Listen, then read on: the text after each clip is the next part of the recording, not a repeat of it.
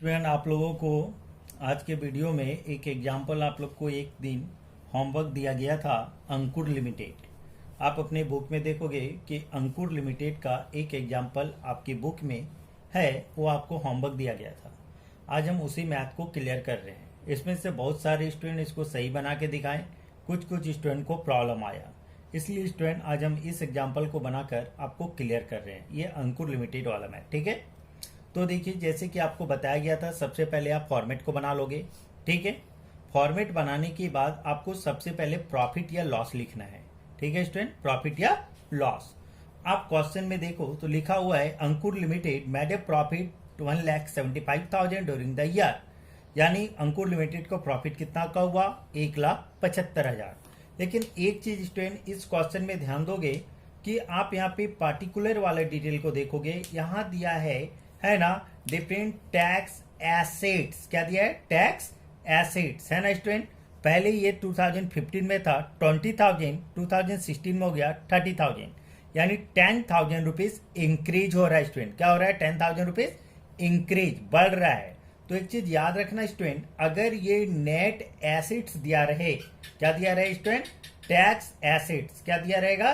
Tax assets, और वो increase हो तो आपको उसको प्रॉफिट में से लेस कर देना है। याद रहेगा स्टूडेंट कि अगर टैक्स एसेट्स दिया रहे और उसका वैल्यू इंक्रीज हो तो उसको क्या करना है स्टूडेंट? प्रॉफिट में से लेस कर देना है। तो 1,75,000 का प्रॉफिट है, 10,000 इंक्रीज हो रहा है, तो उसको लेस करके आप कितना लिखोगे? 1,65,000। एक चीज ये भी ध्यान देना स्टूडेंट कि अगर इंक्रीज हुआ ये तो लेस कर दिया गया, अगर ये डिक्रीज होता तो इसको एड कर देते। याद रहेगा स्टूडेंट कि लेस हुआ तो इसको, सॉरी, ये अगर इंक्रीज हुआ तो इसको लेस कर दिया गया, और अगर ये डिक्रीज होता तो इसको एड कर दिया जाता। ठीक है स्टूडेंट, आगे आते हैं। अगला हेडिंग दोगे एड नॉन ऑपरेटिंग एक्सपेंसेस। क्या हेडिंग देना स्टूडेंट? Non operating expenses. देखो, नॉन ऑपरेटिंग एक्सपेंसेस में कौन कौन सा आइटम आता है? डेप्रिसिएशन नॉन ऑपरेटिंग एक्सपेंसेस होता है स्टूडेंट। क्या होता है? Non operating expenses. तो इसको डेप्रिसिएशन लिख देना 25,000। ठीक है student. Profit on sale of machinery, profit आपके लिए इनकम है। प्रॉफिट क्या है स्टूडेंट? आपके लिए इनकम है, और मशीनरी फिक्स एसेट्स है। तो आप उस फॉर्मेट को देखोगे, प्रॉफिट ऑन मशीनरी, ये आपके लिए नॉन ऑपरेटिंग इनकम का लगेगा स्टूडेंट। ठीक है। इसका दिया है writing of share of issue expenses, यानी राइटिंग ऑफ, यानी return of share of expenses. देखो स्टूडेंट, कोई भी रिटर्न ऑफ हो, अगर वो गुडविल रिटर्न ऑफ हो, प्राइमरी एक्सपेंसेस रिटर्न ऑफ हो, इशू ऑफ शेयर रिटर्न, कोई भी अगर रिटर्न ऑफ है एक्सपेंस, तो स्टूडेंट वो नॉन ऑपरेटिंग एक्सपेंसेस कहलाता है। याद रखिएगा स्टूडेंट, अगर कोई भी रिटर्न ऑफ हो तो वो क्या कहलाता है? Non operating expenses. तो ये शेयर इशू एक्सपेंसेस, ये क्या कहलाएगा? Non operating expenses. देखिए स्टूडेंट, इस आइटम को आपके फॉर्मेट में नहीं लिखाया गया था, आप लोग इसको ऐड कर लोगे। ठीक है। इसका provision for tax, provision for tax भी स्टूडेंट आपके लिए नॉन ऑपरेटिंग एक्सपेंसेस कहलाता है। क्या कहलाता है? Non operating expenses. आपके फॉर्मेट में स्टूडेंट नॉन ऑपरेटिंग एक्सपेंसेस में प्रोविजन फॉर टैक्स को भी नहीं लिखाया गया था। हम आपको बोले थे उस टाइम कि बाद में अगर मैथ बनाने के टाइम अगर कोई भी आइटम आए तो उसको नॉन ऑपरेटिंग एक्सपेंसेस में हम लोग ऐड कर लेंगे। तो प्रोविजन फॉर टैक्स भी स्टूडेंट क्या होता है? Non operating expenses. आप लोग इसको नोट कर लोगे 20,000। ठीक है स्टूडेंट। अब आप देखो, कोई भी नॉन ऑपरेटिंग एक्सपेंसेस नहीं है। ठीक है। अब ये तीनों को प्लस कर लेंगे, 25,000, 15,000, 20,000, तो होगा स्टूडेंट ये 60,000। कितना होगा? 60,000। और प्रॉफिट कितना स्टूडेंट? 1,65,000। इसमें 60 को प्लस करोगे तो कितना हो जाएगा? 2,25,000। ठीक है स्टूडेंट। अब अगला हेडिंग दोगे less non operating income, less non operating income. अगर कोई भी नॉन ऑपरेटिंग इनकम होगा स्टूडेंट तो उसको लेस करोगे। ठीक है। आपको पहले ही बताया गया था जब फॉर्मेट में स्टूडेंट के नॉन ऑपरेटिंग इनकम में दो आइटम है, प्रॉफिट ऑन फिक्स एसेट्स और इंटरेस्ट रिसीव्ड। तो आप देखो, आपके क्वेश्चन में profit on sale of machinery दिया हुआ है, तो प्रॉफिट है, मशीनरी फिक्स एसेट्स होता है, ये नॉन ऑपरेटिंग इनकम स्टूडेंट। तो आपको लिख देना है प्रॉफिट ऑन मशीनरी 10,000। अमाउंट को ब्रैकेट कर देना स्टूडेंट, क्योंकि इसका हेडिंग लेस है। 10,000 के हो, फिर हम सेकेंड वाला अमाउंट कॉलम में ले जाएंगे स्टूडेंट, और 2,25,000 में 10 माइनस करेंगे कितना हो जाएगा 2,15,000। ठीक है स्टूडेंट। अब अगला नेक्स्ट हेडिंग देंगे 8 इंक्रीज इन करेंट लाइबिलिटीज। आपको बार बार बताया जा रहा है स्टूडेंट CL का मतलब current liabilities and decrease in current asset, CA का मतलब करेंट एसेट। अब ये हेडिंग देने के बाद, ठीक है स्टूडेंट ध्यान दीजिएगा कि ये हेडिंग को देने के बाद आपको 2-3 लाइनिंग का स्पेस छोड़ देना है और आप लेस का हेडिंग दोगे। ठीक है, लेस में क्या लिखना है student, decrease in current liabilities, CL means current liabilities and increase in current asset, CA मतलब करेंट एसेट। अब क्वेश्चन पे देखते हैं स्टूडेंट, आपको टैक्स एसेट्स दिया था, इसका यूज हम लोग पहले कर चुके हैं।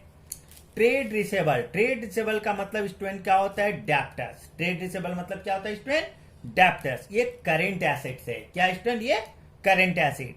अब बुक को देखोगे स्टूडेंट तो पहले था 2015 में 22,000, 2015 में कितना स्टूडेंट 22,000 और 2016 में कितना हो गया 35,000, यानी ये 13,000 रुपीज इंक्रीज हो गया। क्या हो गया 13,000 रुपीज इंक्रीज। ये तो करेंट एसेट्स है ना, और वो क्या हो रहा है इंक्रीज हो रहा है। अब हेडिंग को देखो स्टूडेंट, यहां पे लिखा हुआ है डिक्रीज इन करेंट एसेट्स। क्या लिखा हुआ है, डिक्रीज इन करेंट एसेट्स। यहां क्या लिखा हुआ है, इंक्रीज इन करेंट एसेट्स। तो ये तो इंक्रीज हो रहा है ना स्टूडेंट, तो आपको लेस वाला माना है और यहां लिख देना है इंक्रीज इन ट्रेड रिसेबल। कितना इंक्रीज हुआ 22 से 35, 13,000 रुपीज। ठीक है, और इसको ब्रैकेट कर देना क्योंकि इसका हेडिंग लेस है।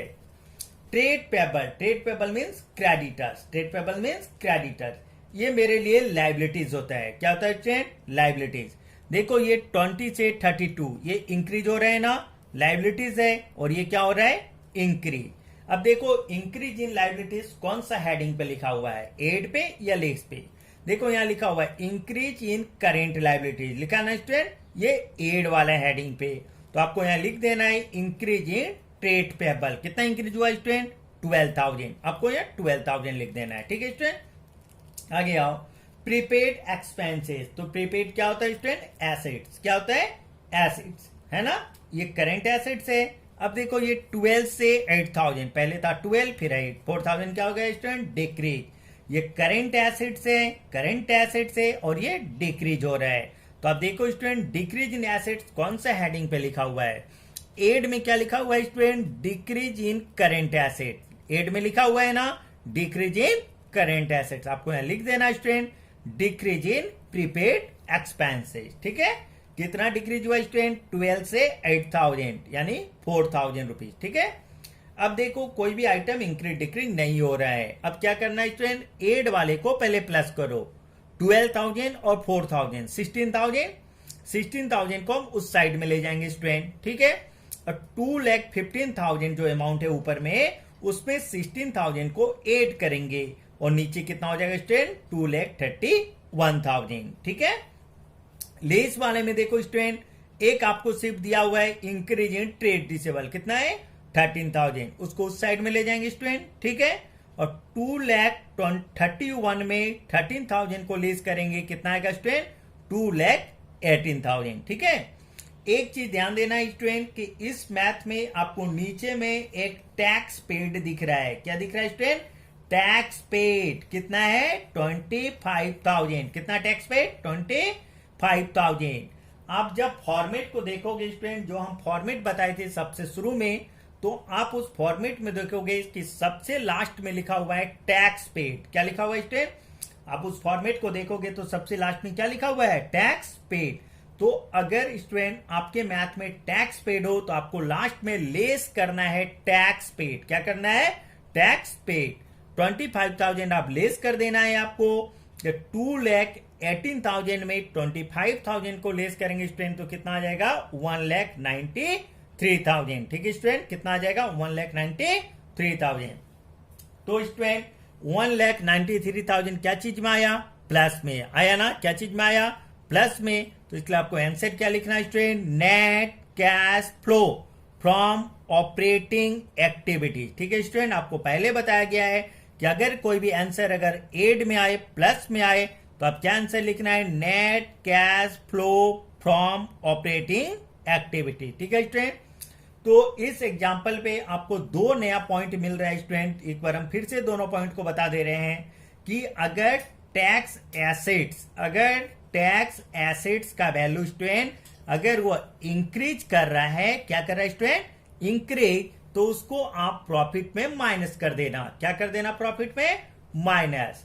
अगर टैक्स एसेट्स का अमाउंट अगर डिक्रीज कर रहा है, क्या कर रहा है स्टूडेंट, डिक्रीज, तो उसको टैक्स एसेट्स में ऐड कर देना। प्रॉफिट में क्या करना है, ऐड कर देना। यानी इंक्रीज करेगा तो लेस कर देना, डिक्रीज करेगा तो ऐड कर देना। ठीक है स्टूडेंट। और एक लास्ट पॉइंट कि अगर टैक्स पेड रहे, क्या रहेगा, टैक्स पेड, तो ऑपरेटिंग के लास्ट में आप माइनस कर देना टैक्स पेड, और जो आएगा आंसर, वह जो माइनस करने के बाद जो अमाउंट आएगा स्टूडेंट, वो आपका ऑपरेटिंग एक्टिविटीज का आंसर कहलाएगा। ठीक है स्टूडेंट। तो इस वीडियो में इतना ही। अगले क्वेश्चन में फिर आपको अगले मैथ को बताया जाएगा।